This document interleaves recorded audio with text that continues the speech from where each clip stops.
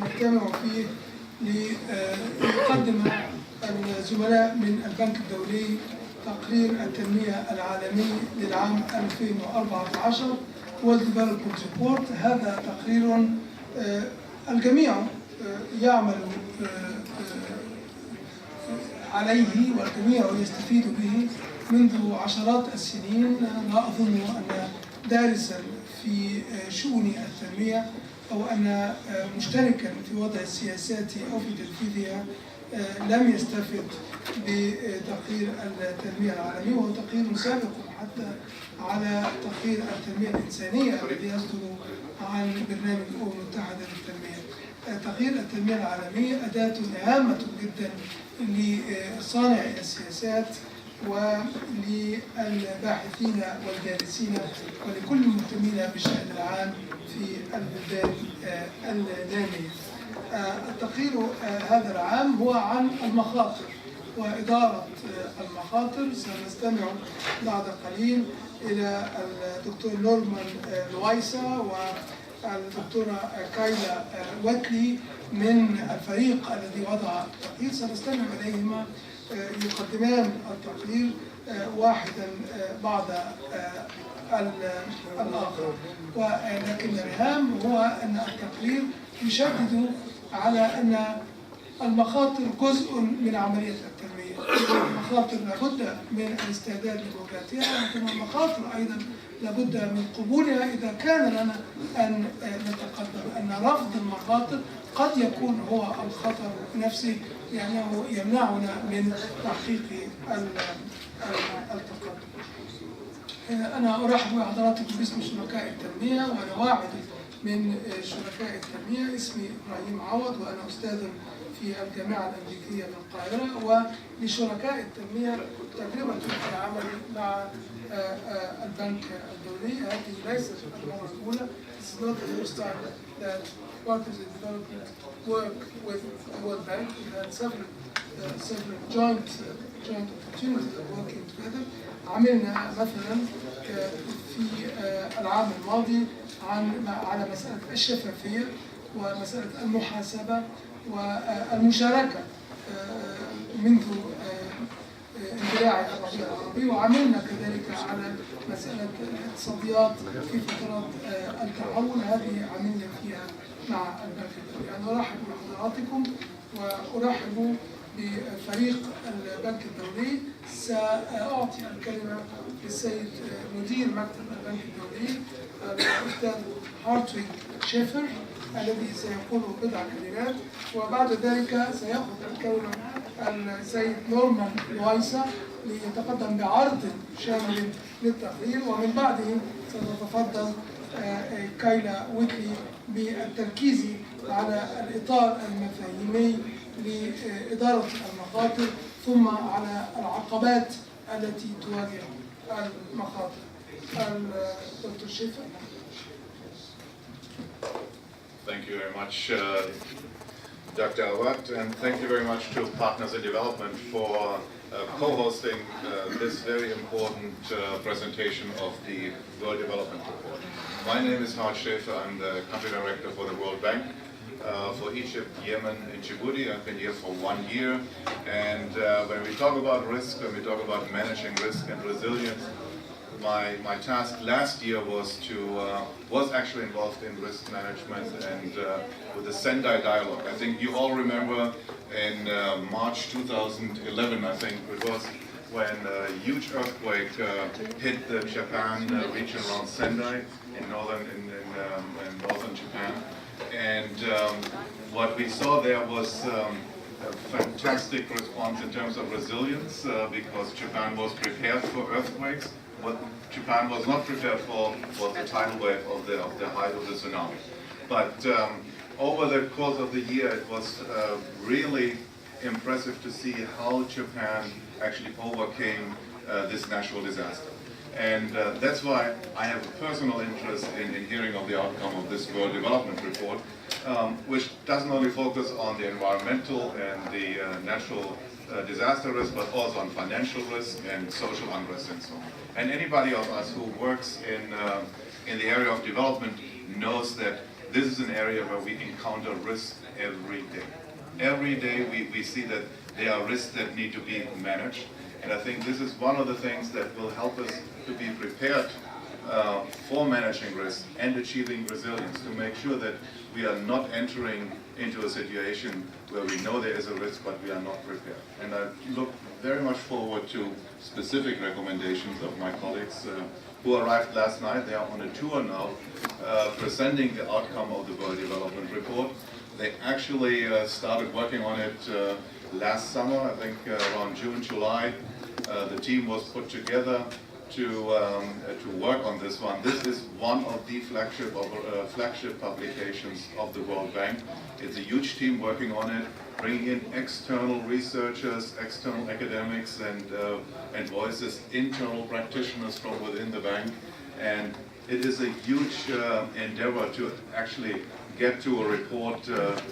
I have the summary here. The actual report is a little bit bigger, but it takes a lot of research, a lot of review mechanisms and so on, and then the report is usually disseminated or launched at the annual meetings, which was about 4 weeks ago in Washington, and after that the team actually goes out and presents the findings, in particular issues that are of relevance to, in this case, the MENA region, the Middle East and North Africa region, which has seen a lot of change over the last 2 years, which in itself have certain risks and opportunities. And I think we always need to look at risks and opportunities together as two sides of the same coin.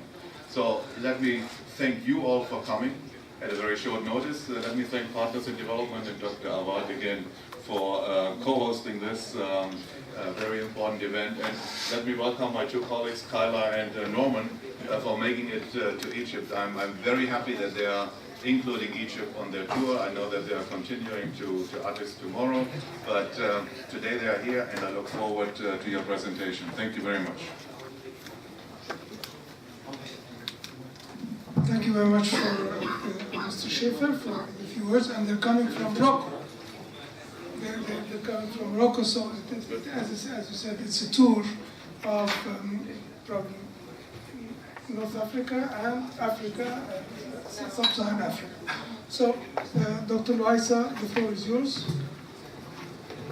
Thank you very much. It's a real pleasure to be back in Egypt, in Cairo, to present this time, as Hart Schaefer said, one of the flagships of the World Bank, the World Development Report. I also want to thank the country director and his group for helping us organize this event, and especially Partners in Development for co-hosting us today. The title of the report is Risk and Opportunity, Managing Risk for Development. I'd like to start by telling you what we mean by managing risk, by risk management. Risk management is the process of confronting risks, preparing for them, and coping with their effects. And to motivate the importance of risk management, let me give you 4 examples that cut across different areas of risk. The first one is about natural disasters, and the example takes place in Bangladesh. Bangladesh is a country that is prone to a number of natural hazards. In 1970, the country was hit by a large cyclone that killed 300,000 people. In 2007, a cyclone of similar magnitude hit the country, but this time the number of victims was decreased to 4,000. So what happened? Number one, the country had a nationwide program to construct shelters. They also improved their forecasting capacity, and they developed a simple but effective system to warn the population when cyclones were to come. In fact, what you have here in this photograph is one of those systems. It's a loudspeaker mounted on a bicycle that allows a person to go from village to village advising people that a cyclone might be coming. The second example has to do with a different sort of crisis. with international financial crisis. And it's based on the experience of 3 different countries, the Czech Republic, Kenya, and Peru. In the 1990s, these emerging economy countries, as well as many others, suffered from a variety of international financial crises that you might remember. The Mexico tequila crisis, the East Asia crisis, the Russia crisis of 1997. Because of this, they suffered a sharp decrease in growth and an increase in poverty. 10 years later was another crisis, probably of larger magnitude in 2008, 2009. But this time around, the countries were able to recover quickly, suffering only a small contraction in GDP and not producing much damage to their poverty alleviation efforts. So what happened? First of all, they had developed a better system of macro-prudential policies for their financial system.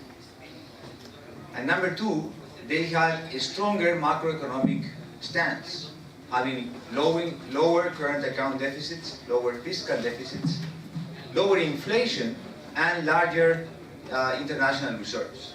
Because of this, they were able to withstand the shock, and they were able to recover in a relatively fast way.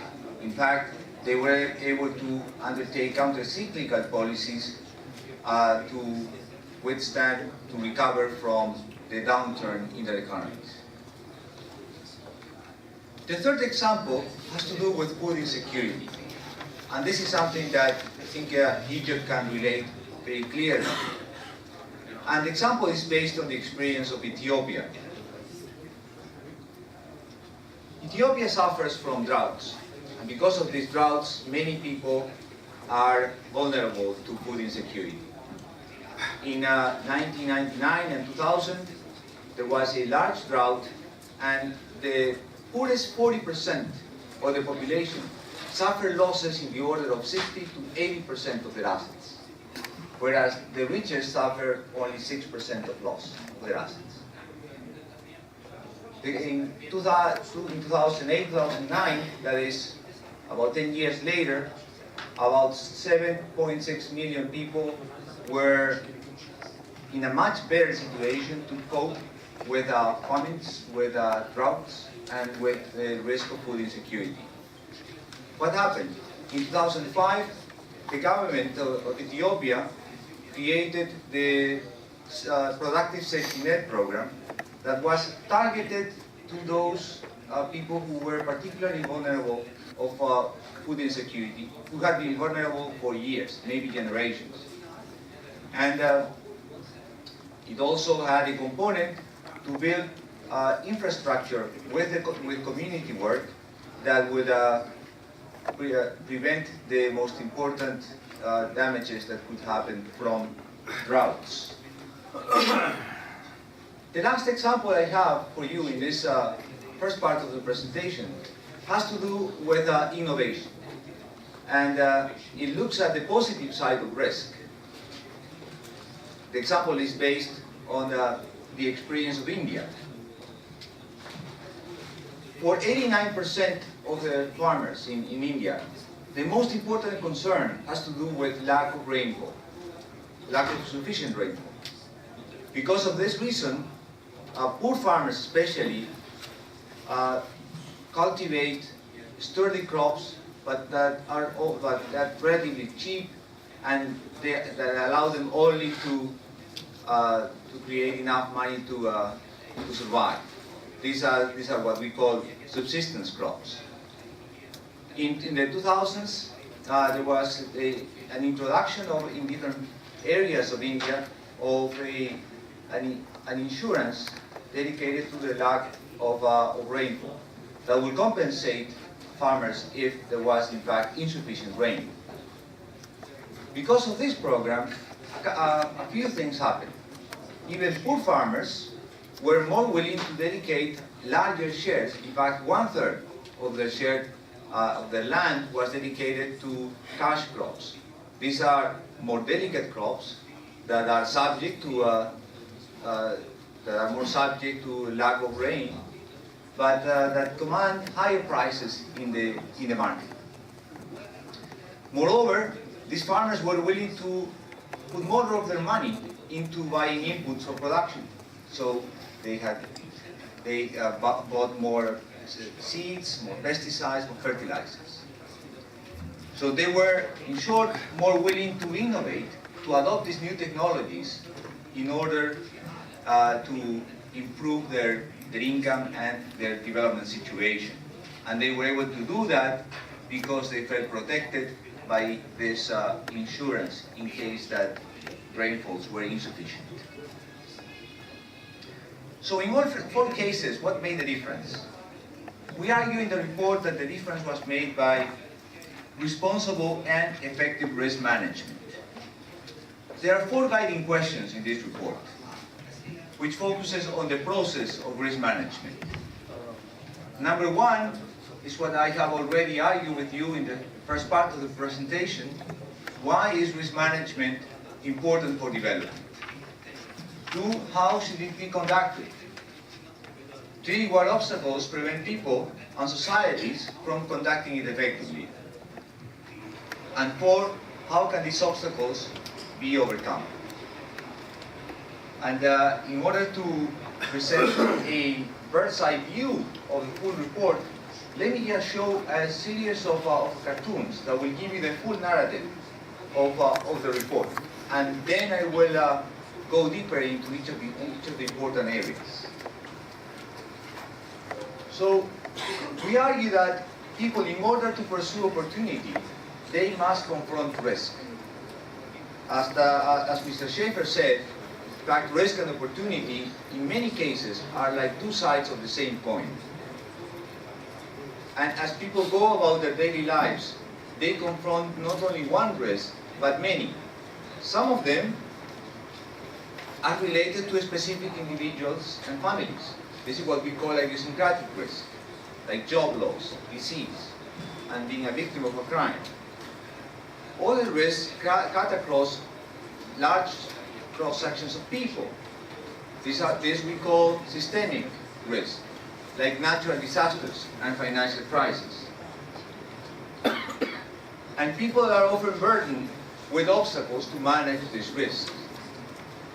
Maybe the most important for poor countries is the lack of resources and the lack of information. But for many countries, in fact, we would say for all, there is also the lack of collective action and the lack of proper institutions to manage risk. We contend in the report that a way to overcome these obstacles is to share risk and to share risk management with others, especially with social groups that to a large extent have been formed to provide these risk management services. The family, the community, the enterprise sector as a whole, the financial system, the state, and even the international community. They can provide the collective action and the institutions that are necessary to improve the outcomes regarding risk management. In this way, risk management can in fact be a tool, a powerful tool for development, leading to prosperity and to resilience. So this is what we have, this is the full report presented in a couple of slides. And now let me go deeper into what we can offer for each of these components. So you might remember the first question is, why is risk management important for development? I have given you some examples to motivate that answer. Of the 5.5 billion people living in developing countries, over 20% are in extreme poverty. The situation is actually even more delicate once we consider that almost 75% live on less than $4 per day. So there is a very large fraction of the population in the world that are on the borders of poverty. Despite the progress that we have seen in the last 2-3 decades, many in the world remain vulnerable. And that applies to every single country in the world, of course, to different degrees. Risk management can contribute, if it's effective and responsible, to save lives, as in the case of Bangladesh, to prevent crisis, as in the case of financial crisis in Peru, the Czech Republic, and Kenya, and to unleash opportunities for development, as happened in the case of the poor farmers in India. Risk management has a dual objective. It has first a defensive objective, which we can call resilience. This is the ability to mitigate losses from adverse shocks and to foster recovery. But it has also a positive objective, which has to do with improving the benefits from pursuing opportunities. And this is important because undertaking new ventures is the key to progress, to development, and to prosperity. But undertaking new ventures is a risky enterprise.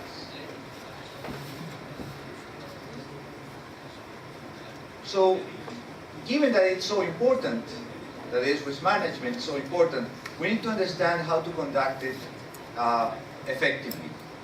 I will be brief here because, in fact, my colleague Kyla Wetley will develop this in more detail in her presentation. If we can just summarize effective risk management in a single sentence, we can use the one that you see here on the slide. It is changing from being just crisis fighters, that is, acting whenever a crisis occurs, to actually being proactive and systematic risk managers. The Greek philosopher Heraclitus said, the only thing constant is change.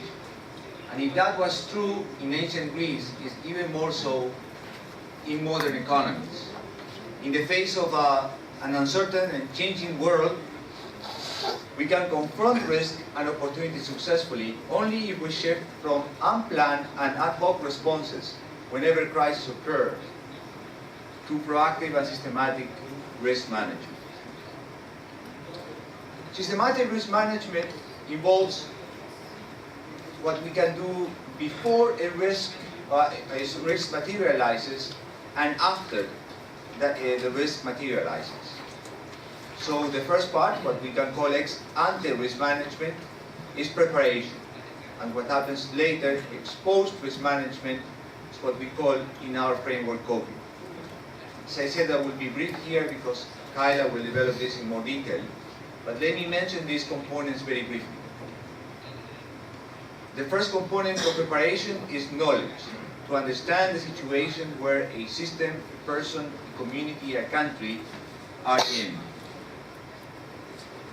And with this knowledge, then we take action, which can be of two types. One is protection. This is to reduce the probability and the size of losses that might occur, and even increase those of benefits. Given that in many cases, protection will not be able to protect us completely from negative shocks, then we need insurance. And insurance is, in principle, the ability to transfer resources from good to bad times, which can be across people or over time. And finally, coping, which is what happens after a risk materializes, to recover from losses and make the most out of benefits. Risk management is a dynamic process.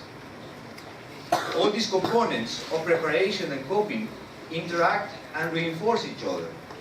For example, better knowledge leads to more efficient allocation of resources between these two types of action, protection and insurance.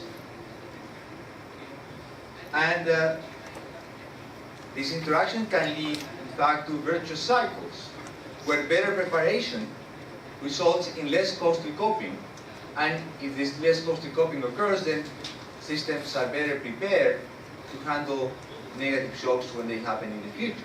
Of course, the opposite can also be the case, where people that had suffered from shocks and were not well prepared, then when the next time they are hit again, then they will be even more vulnerable. Risk management is not only well known, but actually something that characterizes risk management is that it is cost effective. Let me explain this. We I think all understand that disasters and crises have large economic costs. But preparation also has costs. So we can ask the question, we can pose the question, does preparation pay off? And the answer is yes. And this is true for many different types of interventions regarding risk management.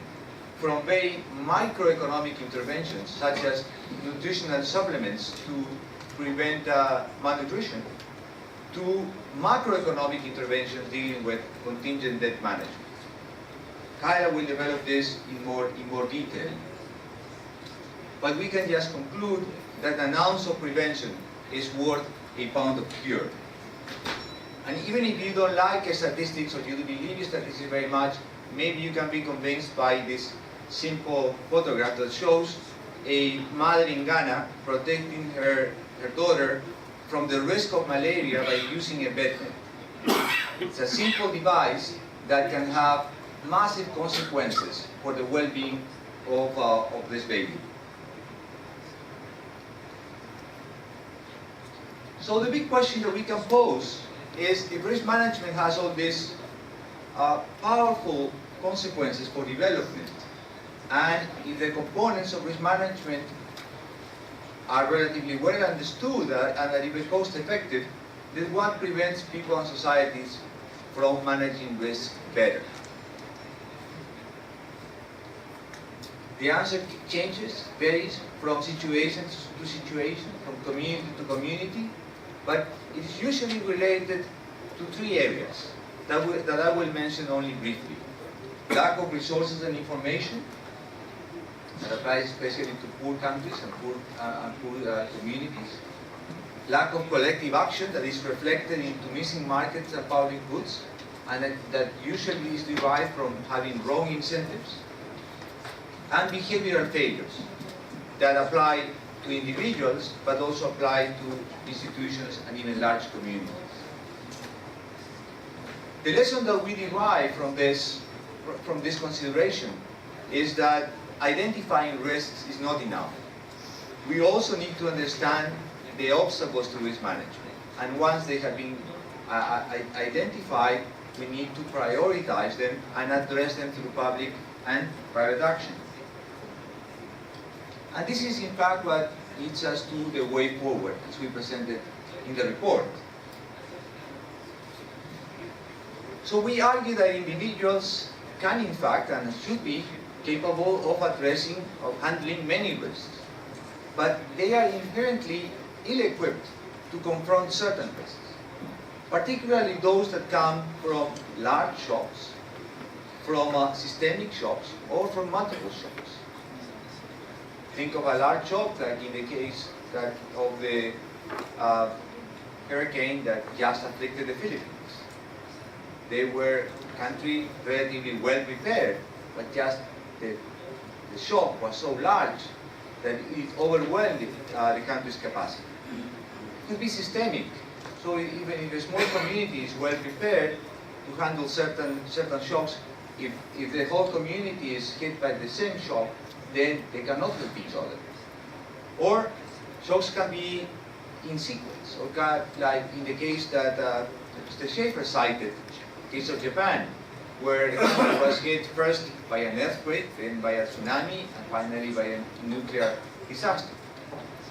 So in these cases, it is difficult, in fact, for individuals, almost impossible for some, to address risk in an effective way.